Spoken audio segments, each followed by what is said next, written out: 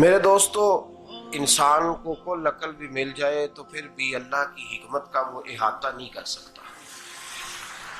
رب کریم کو زیادہ پتہ ہے کہ ہمارے لیے کون سی چیز بہتر ہے اور کون سی چیز ہمارے لیے نقصان کا باعث ہے۔ اللہ تبارک و تعالی کی حکمت یہ چاہتی ہے کہ میرے بندے پریشان نہ ہوں۔ رب یہ چاہتا ہے کہ میرے بندے کسی جگہ پہ بھی دقت اور پریشانی کا شکار نہ ہو، تو اللہ تبارک و تعالی نے راہ اعتدال اختیار کرنے کا حکم ارشاد فرمایا کہ تم اعتدال کے رستوں پہ چلو، معتدل زندگی گزارو، افراط و تفریط سے بچو۔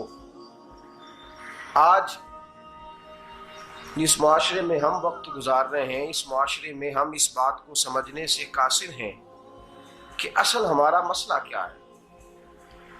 ہمارا اصل جو مسئلہ ہے اس کی شناخت ہمیں کیسے ہوگی اور ہم پھر اس تک رسائی کس انداز میں حاصل کر پائیں۔ ہم ہمیشہ اپنی آمدن بڑھانے کے چکر میں رہتے ہیں،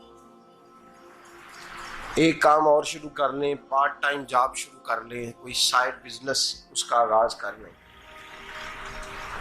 ہماری جو دوڑ لگی ہوئی ہے وہ لگی ہے کام بڑھانے میں، آمدن بڑھانے میں، حالانکہ اسلام ہمیں یہ کہتا ہے کہ تو آمدن بڑھانے کے چکر میں نہ پڑ، اصل بات یہ ہے کہ تو اپنے خرچے کنٹرول کر۔ تنگ انسان وہ نہیں ہوتا جس کی آمدن تھوڑی ہوتی ہے، یہ توجہ کیجیے گا میری بات، یہ قیمتی بات ہے اور گفتگو ساری کا لب لباب ہے۔ تنگ بندہ وہ نہیں ہوتا جس کی آمدن تھوڑی ہوتی ہے، اصل پریشان وہ ہوتا ہے جس کے خرچے زیادہ ہوتے ہیں۔ اور ہمارا جو روزمرہ کا نقصان ہو رہا ہے نا، وہ آمدن کے معاملات میں نہیں ہو رہا۔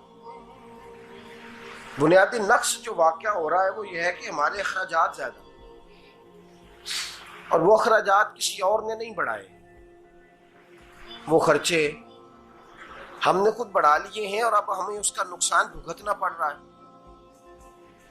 اور اگر آپ صحیح معنوں میں ٹٹولیں تو جو بہت امیر لوگ ہیں وہ تو ان خرچوں سے بچ گئے۔ میں نے بہت سارے ایسے ختمات میں شرکت کی ہے، میں بہت ساری ایسی جگہوں پہ گیا ہوں کہ جہاں لوگوں نے بڑا مختصر سا ختم دلایا ہے تو ہو گیا ہے ختم۔ ختم کے معاملے میں کب کسی نے پابندی لگائی ہے کہ اس میں 200 آدمی شریک ہوگا تو تب یہ سال ثواب صحیح ہو سکے گا؟ کون کہتا ہے؟ یا شادی کے موقع پر اگر سارے بہن بھائیوں کو نہ بلایا گیا تو میری شادی پایہ تکمیل تک نہیں پہنچے گی، اس میں برکت نہیں ہوگی، یہ کس نے فتویٰ دیا ہے؟ معتدل زندگی کا اسلام حکم دیتا ہے۔ میں پڑھ رہا تھا کہ ایک بہت بڑا صدر ہے، غالباً سوڈان کے صدر کی بات ہو رہی تھی، تو اپنے بیٹے کی بارات لے کے گیا تو 4 لوگ گئے ہیں بارات، اور 15 لوگوں کا اس نے اہتمام کیا اپنے گھر میں کھانا کھانے کا۔ تو کیا شادی ہو گئی کہ رک گئی؟ تو بھئی راگ الاپنا اس بات کا کہ بڑی پریشانی ہے، کوئی سائیڈ بزنس شروع کیا جائے فلان جگہ فلان جگہ فلان جگہ، تو اصل معاملہ یہ ہے کہ پہلے ایک بندہ کماتا ہے تو پھر بھی گھر ہی چلتا ہے، پھر بڑا بیٹا ساتھ شامل ہوتا ہے تو پھر بھی گھر ہی چلتا ہے، پھر منجلا بیٹا شامل ہوتا ہے تو پھر بھی گھر ہی چلتا ہے۔ جو رونا دادا جی رویا کرتے تھے کہ بڑی مصیبت ہے، بڑی مشکل ہے، گاؤں میں رہ اکیلے ہوتے تھے اور وہ 5 بچوں کو اور 4 بچیوں کو وہ پالتے تھے، تو جو وہاں پریشانی تھی وہی آج پریشانی شہر میں آ کر پڑھ لکھ کر موٹی تنخواہ لے کر وہی پریشانی ہمیں ہے۔ تو میں جس نتیجے پہ پہنچا ہوں اس کو پڑھ کے، قرآن مجید کی چند آیات کو دیکھ کر اور اس مفہوم کی جو حدیثیں کتب احادیث میں پائی جاتی ہیں اور ہمارے بزرگوں نے ہمیں جو مزاج اس حوالے سے دیا ہے، میں اس نتیجے پہ پہنچا ہوں کہ مسئلہ آمدن کا نہیں، مسئلہ خرچے کا ہے۔ ہمارے خرچے بنیادی طور پر زیادہ، اور اگر پھر ہم زیادہ بوجھ خواتین پہ ڈالتے ہیں کہ وہ مطالبے زیادہ کرتی ہیں، اور اگر آپ مجھ سے پوچھیں تو خواتین کی بھی اگر کسی جگہ کوئی عادت خراب ہوتی ہے تو اس میں اصل کردار اس کا ہوتا ہے جو وہ عادت خراب تو کیوں اپنے گلے سے اتار کے آپ کسی کے گلے میں بات ڈالنے کے چکر میں ہیں؟ وہ خواتین کی طبیعت نہیں ایسی ہے. اصل بات یہ ہے کہ ہم نے عادت ڈالی ہے، ہم نے یہ مزاج ان کو دیا ہے تو ان کا بنا ہے، نہ کیسے بن سکتا. تو اعتدال جب تک زندگی میں نہیں ہوتا، پانی پیاس بجھاتا ہے لیکن ایک گلاس ہی ہو تو پیاس بجھاتا ہے، بالٹی کو منہ کو لگائے گا تو کپڑے بھگو دے گا اس کے. حالانکہ پانی بری چیز کا نام نعمت ہے نا بہت بڑی اللہ کی، لیکن پیالے میں ہی اچھا لگتا ہے. کوئی مٹکا منہ کو لگائے گا تو تانگ ہوگا، پیالہ ہی بہتر ہے اس کے لیے.